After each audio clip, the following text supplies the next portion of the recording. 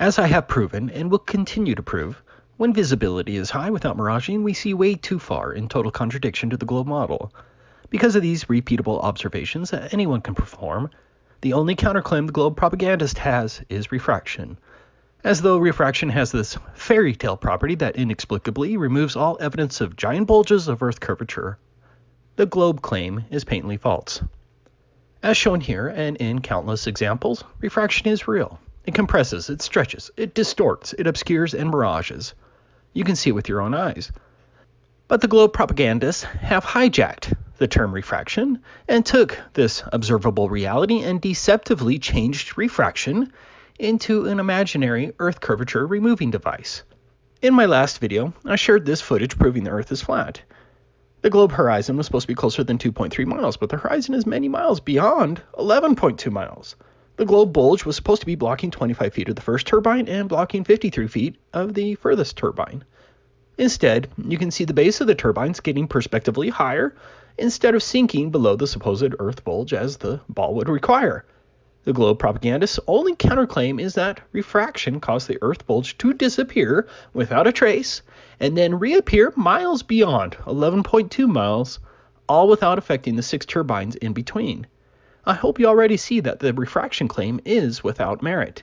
I filmed this footage as my wife walked from the top of the beach all the way to the water's edge where she placed a 4-foot mirror into the water 6.3 miles away. I filmed her the entire way, but the globe curvature was supposed to be hiding 12 feet.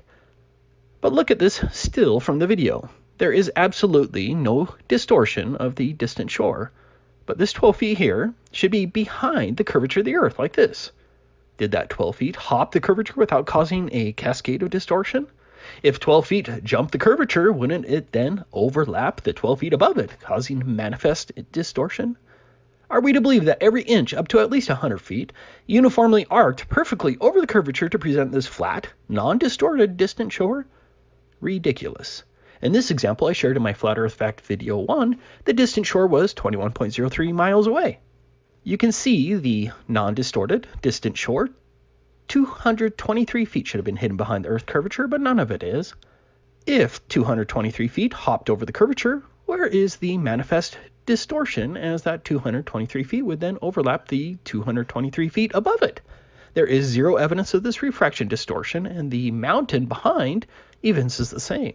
At the same spot, I then filmed my friend's laser that should have been 218 feet below the horizon. Not only did I film the bright laser source, but I also filmed the reflection of the laser source on the water, which would have appeared somewhere around here on a ball. Think about that reflection on the water. Bear in mind that the reflection would have been angled away from my point of view, but the giant bulge supposedly just disappeared, and everything in the distance wrapped around the Earth curvature perfectly to keep the image intact. Furthermore, if that nonsensical refraction event happened, why didn't the bulge itself jump up and still continue to block the laser? How did refraction affect everything but the closer giant bulge, but instead made the bulge disappear? To the honest and reasonable thinking person, the refraction argument of the globe propagandist is utter nonsense and should be shunned as such.